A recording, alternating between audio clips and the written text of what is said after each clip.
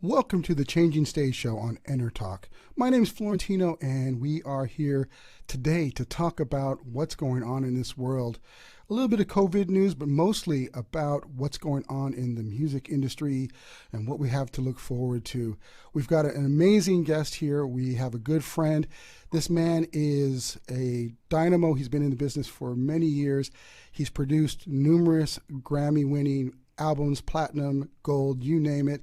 Worked with tremendous artists. I'd like to go ahead and bring in Jeffrey Weber here, and we will have you tell a little bit about yourself, Jeffrey.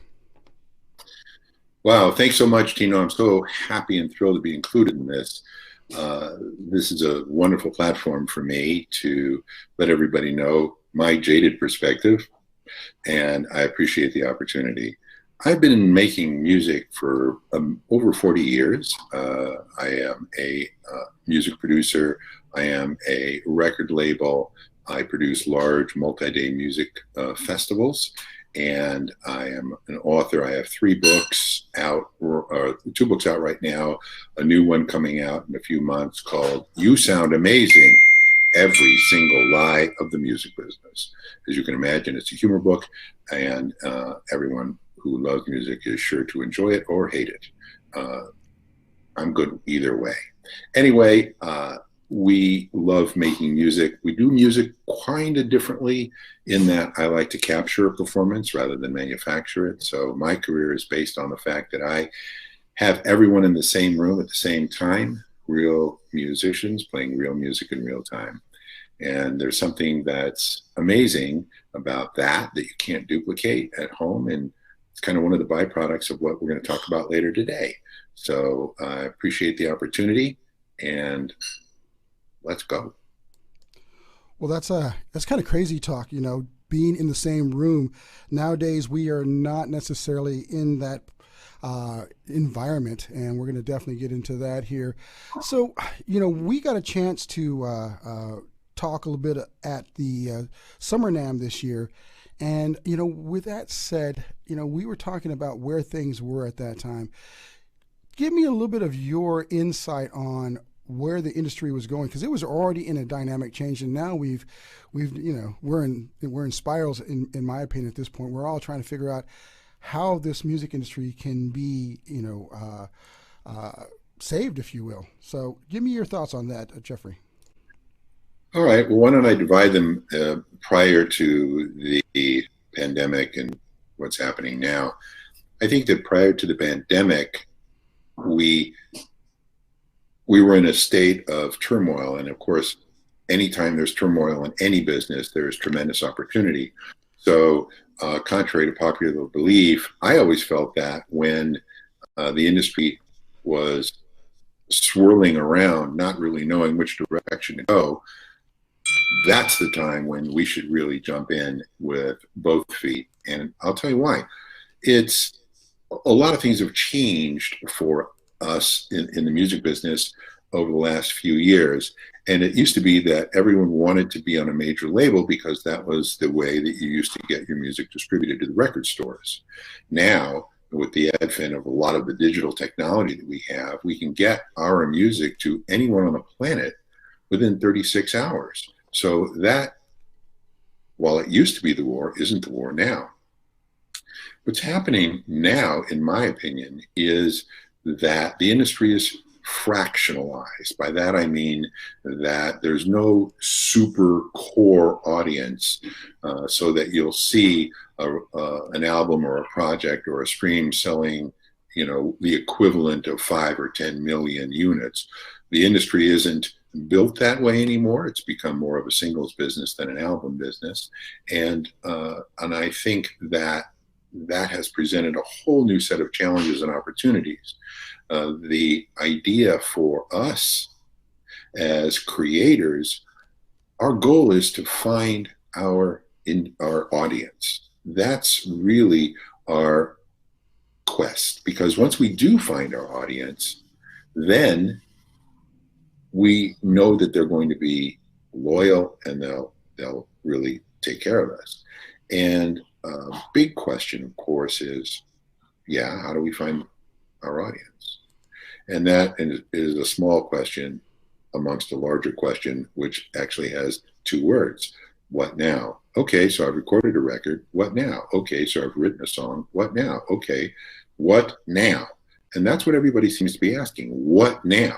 And so we as record producers, at least I, have taken on the job of answering the what now questions. I, in addition to recording music, either live tracks with no mixing, editing, or overdubbing, or live to multi-track with the option for the lead vocalist to fix, replace, or repair a vocal, we stay with that artist throughout the process and afterwards, assisting them in finding their audience.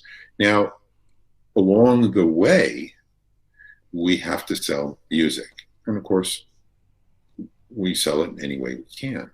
So I've developed a post-recording strategy that provides kind of achievable milestones for artists to sell music. And what is the most important way we can sell music?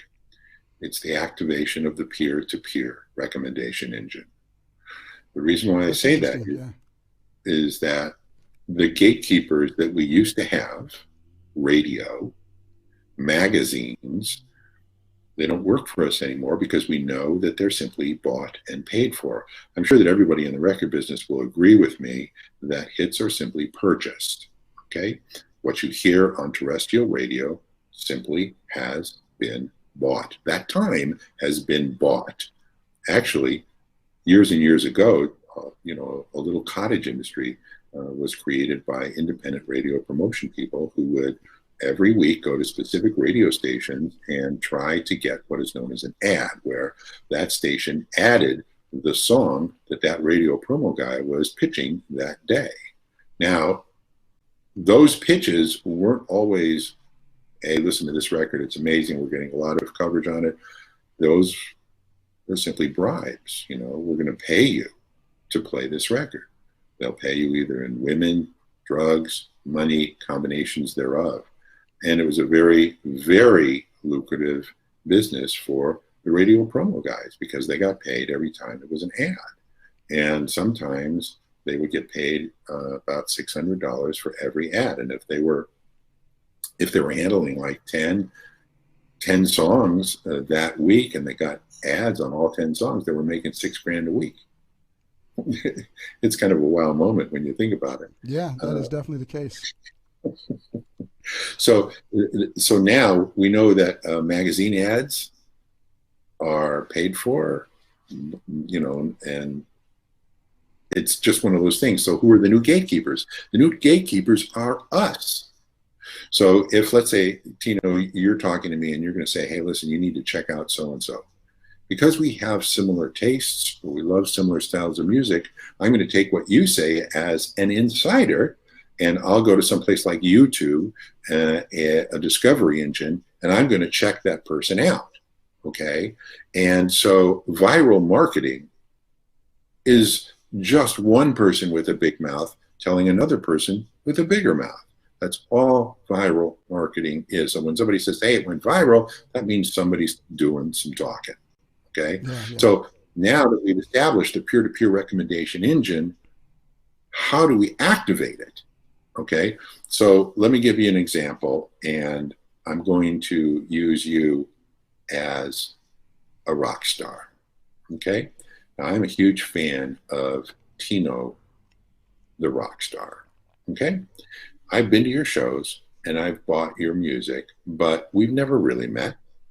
And I'm at one of your shows, and after let's just say the fourth or fifth song, you stop and you say, hey, is Jeff Weber in the house? Jeff, are you here? And I'm like, what? Is he talking to me? And I raise my hand sheepishly, and you say, Jeff, I love making music. I love writing, I love recording. I love performing. I couldn't do it, though, if it wasn't for people like you, because you honor me by attending my shows, buying my music. Jeff, this song is for you. Now, I'm already a fan, and you're giving me a shout out. This is a moment for me, okay? Because what's happened, and you know this very well, that a true fan only wants two things: access and exclusivity. By recognizing me, you've given me access to you. And now you're giving me bragging rights because you've said to me, hey, listen, I'm going to come back to this same venue in 12 weeks. And if you can get 3 of the fellas to come with you, you'll come to my sound check, and we'll just be us together. Yeah. Now I have bragging rights, right? So no longer am I a friend on Facebook. I'm a soldier for you, Tino, because now I'm going to buy every single piece of music that you release, and I'm going to buy them in multiple copies so that I can give them to my friends, because you've activated me. Now, you've also done something else very smart. You understand that having a gig by itself means nothing. But when you can connect it, using my connective tissue theory of maintaining relevance, when you can connect it to something else you're going to do that elevates your career only slightly, you win. So in this particular case, yes, you would be selling merchandise, and yes, you would be signing stuff, but you would also be collecting the data. So what do I mean? There's somebody in the audience that's getting the name and the email address of every single person in attendance. And why is that important? Because the next day, every single person in attendance is going to receive the following email from you. Dear Tom, dear Betty, dear Sue, dear Arnold, I'm really pissed. I'm pissed at myself because I knew that you attended my show last night, but I didn't take the time to meet you personally and tell you how critical to my success you are. As a matter of fact, the most important person in my band is the person who's listening. And buddy, that's you. I wonder if you have a toy hammer, because I'm coming back to the same club in about 12 weeks. And if you would forgive me enough to come back to that club at the end of the set, use that toy hammer, come down to the front of the stage and pound the crap out of the stage with that toy hammer until you get my attention, because there's nothing that I want to do more than shake your hand and tell you how valuable you are to me. Sincerely, Tino. I think that's a very powerful way to broaden your base, to get people to go, oh man, this guy is a human being. I've made a connection with members of my audience. Building that connection is how we sell music today. Well, to look at that, though, this current situation that we're in, we have some key challenges right now with getting people into venues. I know that's been our biggest revenue driver, and that's kind of what we're talking. All these engagement pieces are amazing ideas. But for the next foreseeable 4 to 6 months, I could be wrong, but I think people are going to be a little skittish about trying to get out. Even when the quarantine is lifted, and even when we are at this next juncture, there's going to be some challenges there. What do you think of that? And what do you have any solutions? I actually think there's going to be 2 specific challenges. One, you've mentioned accurately, in that if the restrictions for gathering are released too soon, of course, people are not going to want to go out to places where large numbers congregate. They're still in fear of backlash or reinfection or things like that. But the most important thing I think that you're bringing up is the fact that even if the restrictions are concluded to the satisfaction of most people, they're not going to have the money to go out anyway until quite a few months later. They have to get their own lives together financially. They have to go back to work. A lot of people won't be able to go back to work. So we're looking at a kind of a long tail, I think, before um, people are actually going to enjoy music to the extent that they perhaps once did. And I know in my business, I'm seeing a lot of shows not even bothering with the rest of the year, but in the hopes of starting up again in 2021. I am very aggressively trying myself to get my clients into the studio in the latter part of the year so that we can actually have releases in the early part of next year so that we can take advantage of what I feel will be an urgent need to experience music as a consumer. Okay. But I also think that as creators, musicians will have changed their stripes as well. Can I tell you what I mean by that? Please do. I think that before the pandemic occurred, a lot of people were buying gear and doing a lot of things in their homes. Okay, just send me the track and I'll add my part on it and send it back to you. Okay, I've got a full-fledged, I can do drum tracks. I can do all of these things in my house. I'm perfectly suited and equipped to do it. Well, in my mind, that's like being sentenced to jail. Okay. I don't ever think that music was meant to be a prefab in the way that there's prefab housing. I always felt that music was a collective ensemble of people responding to a very similar set of stimuli that can be changed and enhanced in real time. So I think that we have seen enough of a lot of the musicians gathering together in their homes and doing their songs and having performances by a group of individuals, from symphony orchestras to all of these other things. And I think we've noticed that, number one, it sounds horrible. Number two, mostly it looks horrible. And there's no attraction there on a two-dimensional image like on a screen. I think we've had our fill with that. I think there's a yearning for community. I think there's a yearning for musicians to get together and explore the emotional adventure of music in its purest form again. So I do believe there will be a rush on parts of the creators to make music the way I've always loved making music, live, in real time. Sometimes music wants to sit back on the beat or rush just a touch. Anything that's done in the computer is all about the math.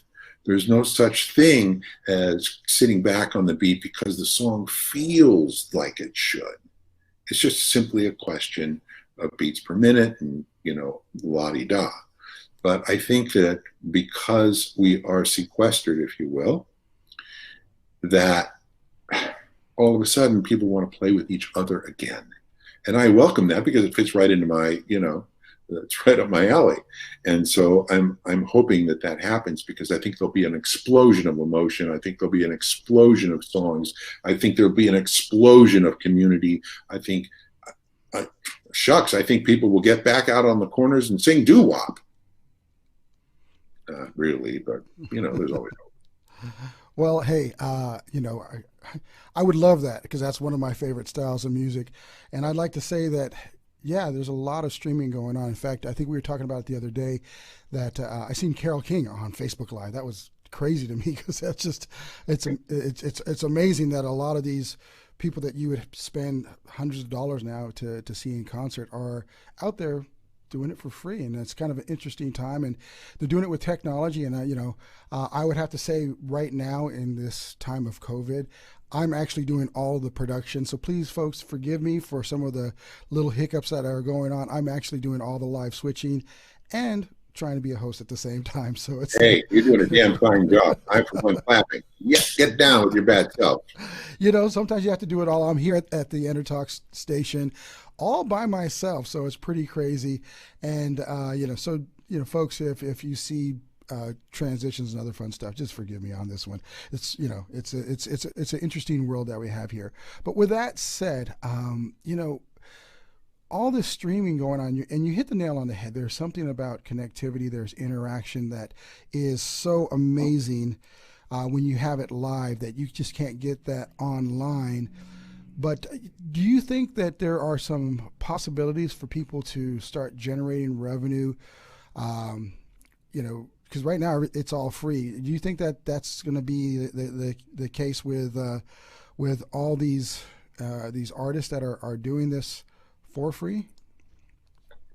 Well, actually, you bring up a really good point. I was talking with somebody earlier about the fact that I don't think I've ever seen in my lifetime an entire planet of humanity doing the same things at the same time. And I am worried about the value, the perceived value of music in the eyes of the consumers. What I would really love to see, if I only had the authority and the power and the trust of the people, is to say to everyone, now, Tino, don't laugh at me. For the next 4 days, this is while we're all in this pandemic, we're all, sequestered and home.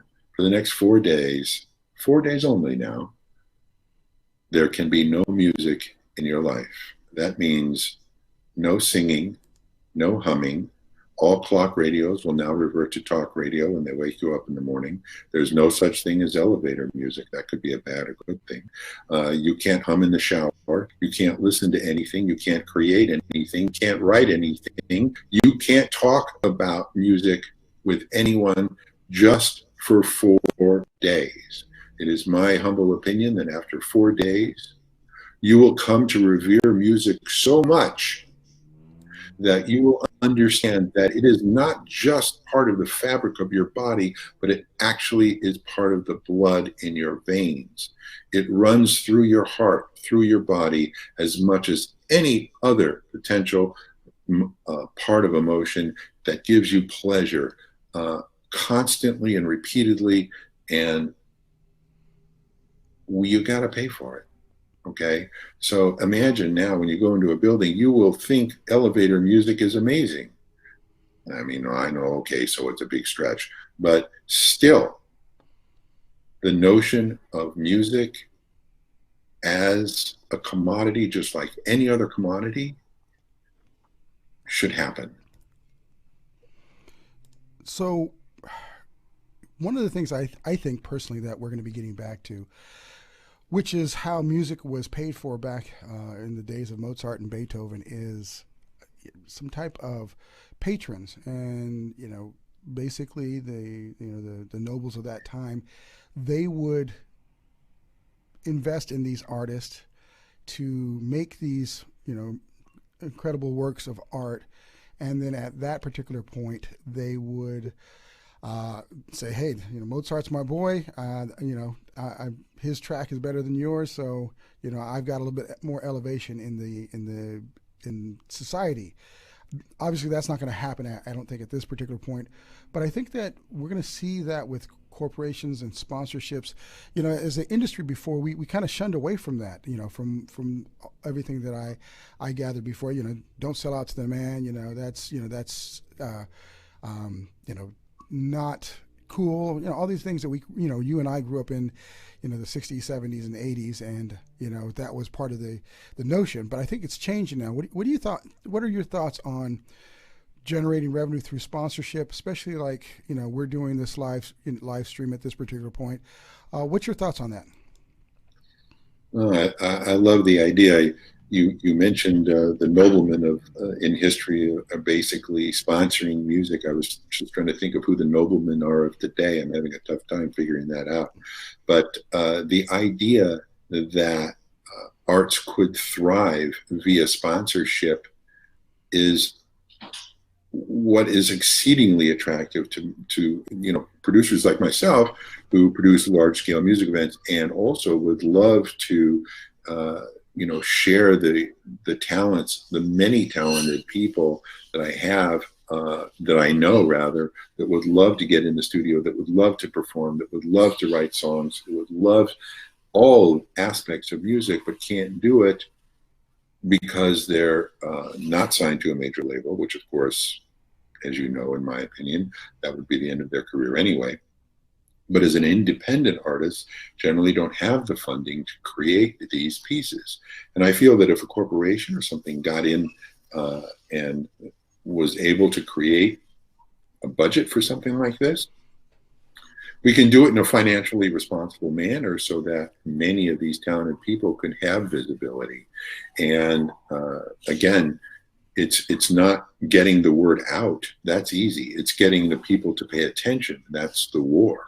And yes, we're using social media to a certain extent, but I really do believe at the end of the day, it's public performance that is actually going to create the union between the artist and the consumer so that there is a conversion to payment. And I don't think social media is actually always the way to go. I mean, a friend on Facebook is not activated. There's nothing there. You know, it doesn't translate to any type of ongoing relationship. So I want those engagements. I want to see more of that. And I think public performance is the way to do it. And I think that, you know, large corporations sponsoring a concert series in the lobbies of their buildings, recording them, filming them, making them available, and you know, I think it can go from there. But in answer to your question, I'm sorry I'm being long-winded, is yes. That's my opinion. I really do believe that forward-thinking corporations will really get behind some of these artists. And look, you know, a lot of corporations have been sponsoring shows, you know, public performances forever. You know, I mean, you know, now, my personal take on this is, for my upcoming festivals, I'm seeking next generation sponsors. What do I mean by that? I'm seeking to have educational components built into a show. For example, I would like to see one of my next show is going to feature a cryptocurrency and Bitcoin education and activation tent. My shows are also going to feature a very heavy cannabis and CBD education and enlightenment and opportunity for purchase.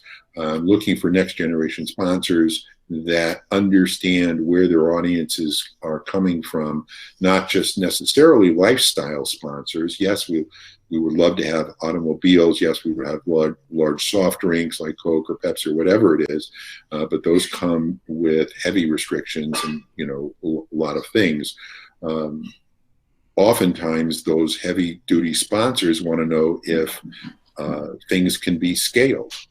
So whatever we're doing, can we scale it to multiple cities, multiple opportunities? So we have to take that into consideration. Any future corporation is going to want to know, how can I get what we're doing to the largest number of eyeballs that we possibly can get? Therefore, there is justification for their sponsorship. Well, I think, you know, those are amazing ideas that we need to explore for sure. And this is going to be a first in many series. I'm going to close this one off right now, and I really, really thank you for joining us, Jeff. We are going to be coming back with some more topics. In fact, we want everyone to let us know what you want to know about the music industry, and we're going to be bringing on other experts for this series. So this is Florentino closing out for the Changing Stage show. Big shout out to our sponsor, Artesia, and also obviously in the big logo up at the top here with Artesia. We really thank you folks for always supporting us. You're listening to me on a Artesia microphone and also a Artesia breakout module or a audio breakout box. So we appreciate your time. Thank you very much, Jeffrey. And we really, you know, if you got a few more last words, let us know. I guess I'm filled with hope about our business because, as we've talked about in the future, there is no doubt in my mind that people will adore music for as long as they're alive. People would create music for as long as they're alive. People will listen to music as long as they're alive. So no matter what happens to our society, no matter what happens to our leadership, no matter what happens to our condition, I'm confident and hopeful that the music will be with us, and all we have to do is find it, love it, engage, and the return will be fantastic. Well, thank you, Jeffrey, again for coming out and supporting us on this wonderful show that we're doing to, help raise awareness on what can be done in the music industry post-COVID. Where do we go from here? And we thank you for joining us, and we'll be back again sometime in the near future with the next episode.